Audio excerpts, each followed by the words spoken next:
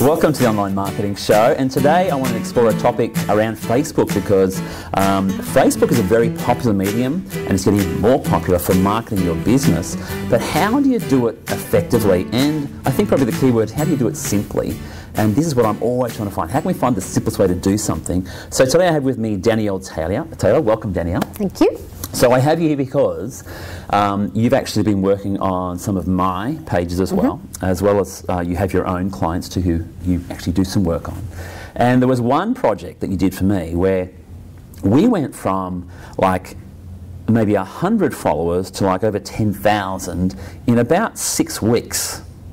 Something like that, right? I think it was 2 weeks. But 2 weeks, is that even better? No, even better. Yeah.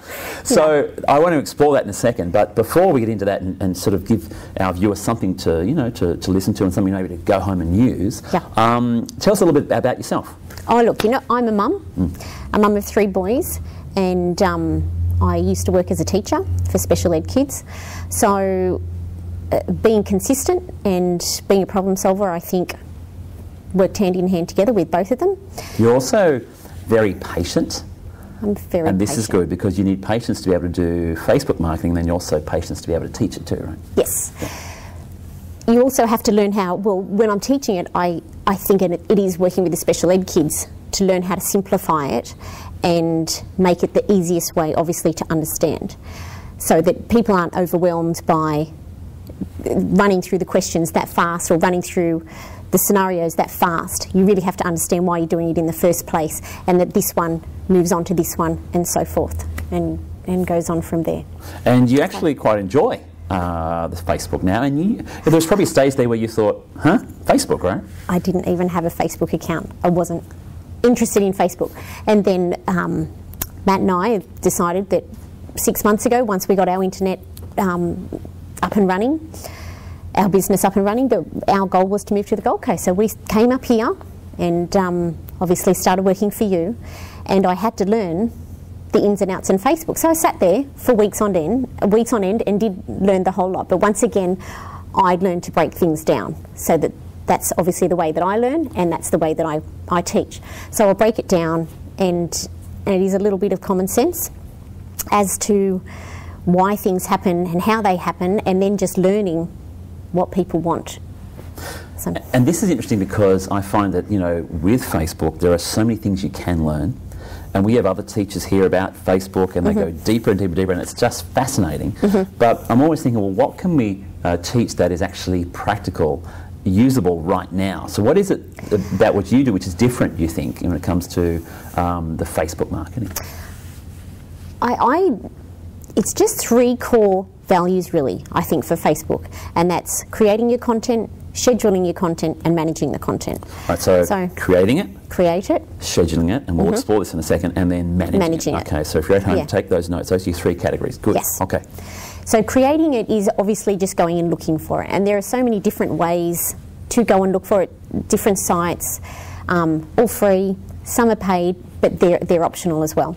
So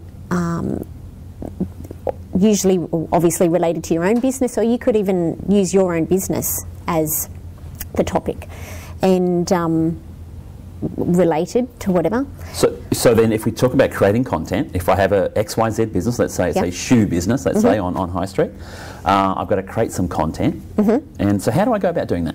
Well, you can go and look on the likes of Pinterest, you can go and look on, there's BuzzSumo, there's BuzzBundle, we can go on Google Alerts, and that allows you to go and put an alert in which, say for shoes, like you said, and it gives you articles around the world that people are interested in. The same as BuzzSumo gives you articles, but it will actually break down how many people are looking for this particular shoe on Facebook, how many on Pinterest, how many on Instagram, how many on Twitter. So you're saying go and you can actually, I think they call it curating content. You can grab content that other people are using, and then you promote it as well. But you do it in a way where you already know that it's very popular content, so there's no hit and miss now. You already know it's already succeeding over here. We can use it too, and people are going to love it. Yeah, absolutely. The hard work's done for you. So that's exciting, and then that helps you get likes. Yeah. At the very least. Yeah, at the very least. Right. And the best thing you want is shares. Yes. So if somebody likes your page, that's good. Yeah. But you want them to share it. Why do you want them to share it? Well, share is like a backlink on Facebook. So the more shares that you have, they obviously one share, and more often than not, I've found that people don't share with just one person, they'll share with 5 of their friends. So if they share with 5 of their friends and then that friend shares with even one of their friends to 2, it goes out to, say, 10 people. So that one piece of content, it's getting you exposure, right? Getting you great exposure. All right. So so you don't have to actually have to write your own content, is what you're saying. You can, of course, but you don't have to. You can find proven bits of content. Look, I've also found that even though I'll do articles on a lot of ours, I have found that if I'm just putting out any sort of a recipe or a picture or whatever, I have found that if I make myself sound like a person or a friend of theirs and make the post, "Hi guys, you know, I had this for dinner last night, why don't you try it out?" and then send me a photo, blah, blah, blah. You get the interaction so now of the person.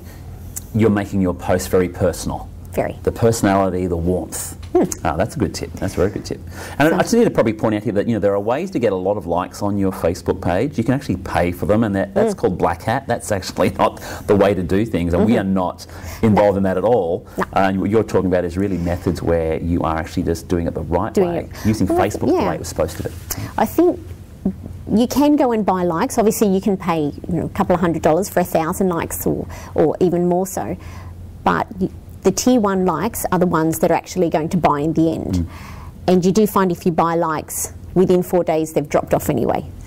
So you're back to square one. So you're best just to do it the slow way and get there gradually. And in the slow way can actually still be a fast way as well, which is the exciting too, right? Okay. Well, the slow way, you've got more chances of people buying. Even if it's, say, 200 likes and you get one person and buy an item, it's better than having 1,000 likes and nobody.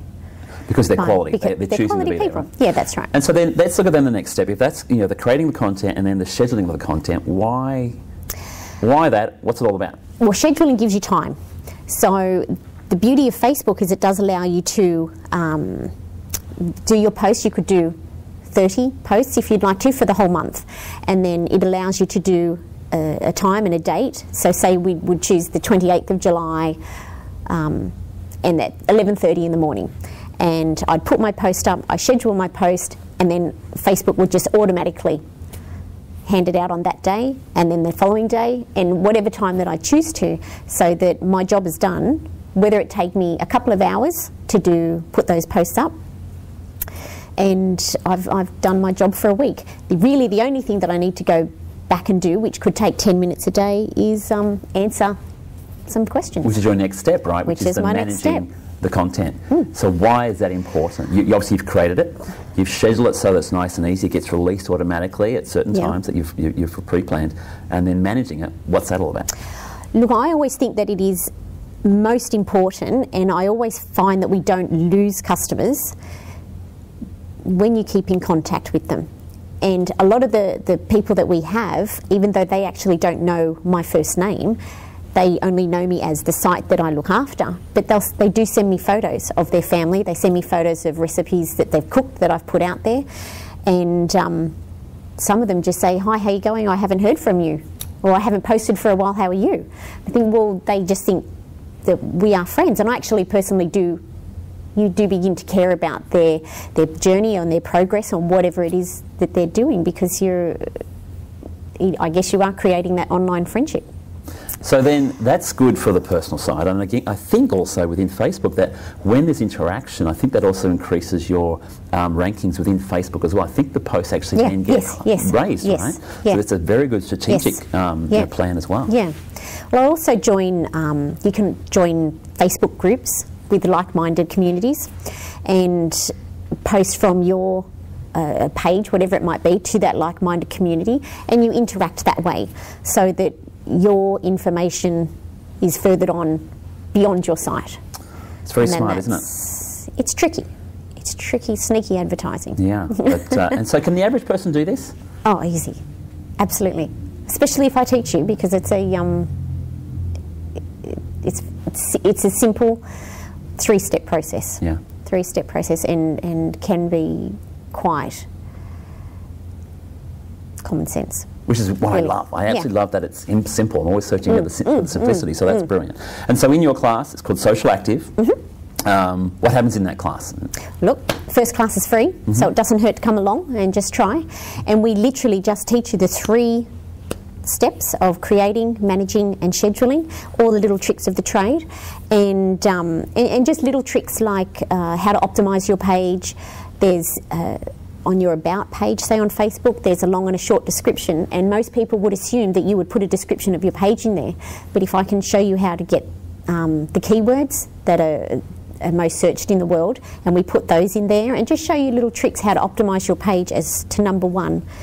So when Facebook's used as a search engine, you're the first one that's going to turn up when somebody looks. That sounds very good indeed. Danielle Taylor, thank you very much indeed. You're very welcome.